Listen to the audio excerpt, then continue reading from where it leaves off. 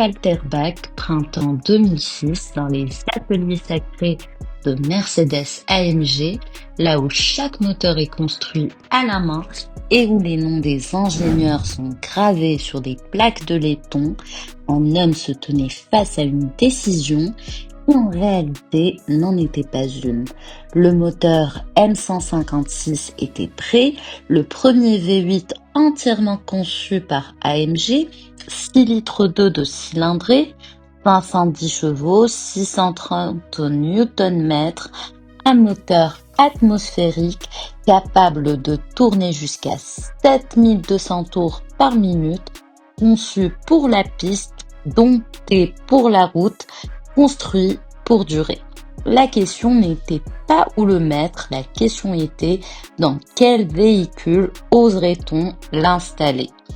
Il finit dans le 63 AMG, le C63, le ML63, le CLS63, le S63, partout où la performance avait un sens. Puis quelqu'un eut une idée tellement absurde qu'elle en devenait presque brillante. Pourquoi ne pas le mettre dans la classe R? La classe R, un croisement de break monospace, SUV et berline que personne n'avait demandé et que personne ne comprenait. Présenté à New York en 2005, conçu pour les autoroutes américaines, fabriqué en Alabama, Mercedes l'avait appelé Grand Sport Tourer, puis SUV Tourer. La presse l'a surnommé Wolpertinger, un hybride qui ne rentrait dans aucune catégorie. Plus de 5 mètres en version longue, 2,4 tonnes, 3 rangées de sièges, 6 places, l'intérieur ressemblait à une classe S avec une trop grande hauteur sous plafond et un design frontal que même les critiques indulgents ne qualifiaient pas de joli. Mercedes avait de grands espoirs, 50 000 unités par an, un monospace de luxe familial destiné à concurrencer Chrysler Pacifica et Honda Odyssey, du luxe pour toute la famille, de la place pour tout le monde, le confort d'une berline et la praticité d'un monospace. Mais le marché ne suivit pas. Aux États-Unis, principal marché, la classe R peinait à se vendre, trop cher pour un monospace, pas assez prestigieuse pour une berline Mercedes, trop étrange pour un SUV. Les acheteurs de monospace choisissaient Honda Odyssey ou Toyota Sienna, moins cher, plus pratique et plus logique. Ceux recherchant le prestige Mercedes choisissaient la classe E ou ML. Personne ne voulait d'un monospace de luxe qui ressemblait à un break gonflé. Entre 2005 et 2017, seulement 200 000 unités furent produites dans le monde. En Allemagne, entre 2005 et 2013, seulement 18 680 immatriculations. La première année pleine, 2006 fut la meilleure. Ensuite, la pente descendante fut inexorable. En 2012, Mercedes retire la classe R du marché américain. En 2013, de l'Europe, seule la Chine le voulait encore jusqu'en 2017. Là, elle était produite par AM General en Indiana, constructeur sous contrat ayant auparavant fabriqué le Hummer H2. Mais revenons à 2006. Alors que la classe R normale s'enfonçait lentement dans l'oubli entre les catégories AMG, eut une idée. Si nous fabriquons déjà un monospace qui ne fonctionne pas, pourquoi ne pas en faire un qui ne doit surtout pas fonctionner? En février 2006, à Chicago, Mercedes présente le R63 AMG. Sous le long capot, le M156, 6 litres d'eau, 510 chevaux, 630 Nm, chaque cylindre avec 4 soupapes, le double arbre à cam, calage variable des soupapes, bloc en aluminium fermé Comme sur un moteur de course, revêtement nanoslide sur les cylindres, première technologie de ce type sur un moteur de série, vilebrequin forgé, bielle en acier de moteur de course. Le résultat, un monospace de 2 tonnes 4 capable de passer de 0 à 100 en 5 secondes.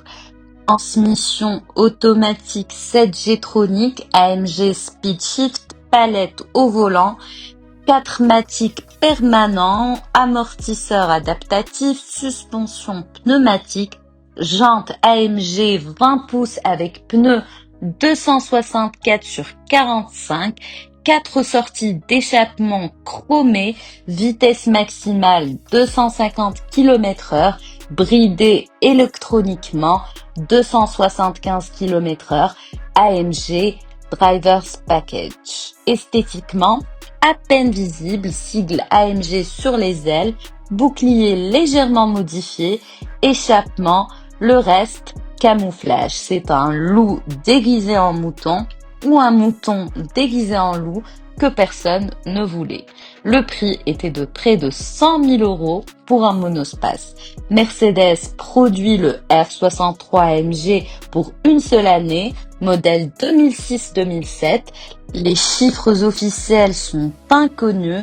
Estimation environ 200 exemplaires dans le monde, seulement 250 en Allemagne. Certains évoquent jusqu'à 300 unités, mais personne ne sait vraiment. Les ventes furent catastrophiques. Pourquoi ? Premièrement, la classe R elle-même était un flop. Même avec moteur classique, personne n'en voulait. Ajouter 510 chevaux ne résolvait pas le problème fondamental. Personne ne voulait d'un monospace Mercedes ressemblant à un break gonflé. Deuxièmement, l'image. Un monospace, même AMG, n'était pas cool dans les années 2000. Les SUV étaient cool, les sportives étaient cool, les berlines étaient cool, mais un monospace, non, c'était un moyen de transport pour enfants, aucune émotion, aucune fonction. Troisièmement, le prix, 100 000 €. Pour le même prix, on pouvait obtenir une Porsche Cayenne Turbo avec une performance réelle et du prestige, la classe S qui représentait le luxe réel, la C63 AMG, le plaisir de conduire. Alors, pourquoi acheter un R63 ? Quatrièmement, la maniabilité.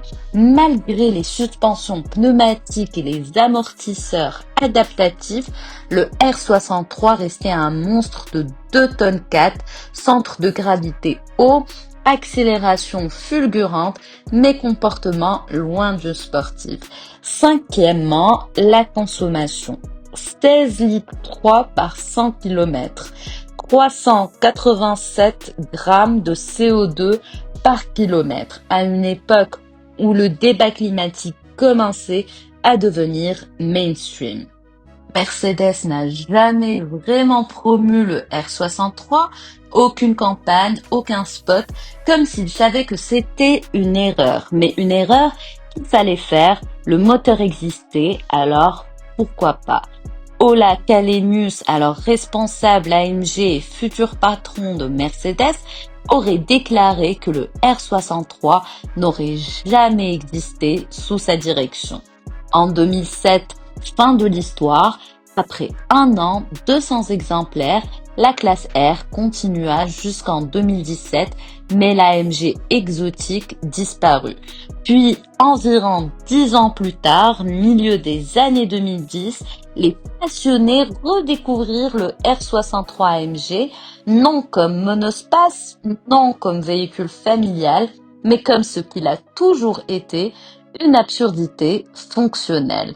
Le M156 était devenu légendaire, C63, E63, CLS63, partout adoré, atmosphérique dans un monde de turbo, linéaire, discret, honnête, son brutal et authentique, jusqu'à 7200 tours minute, inhabituel pour un V8 de cette taille.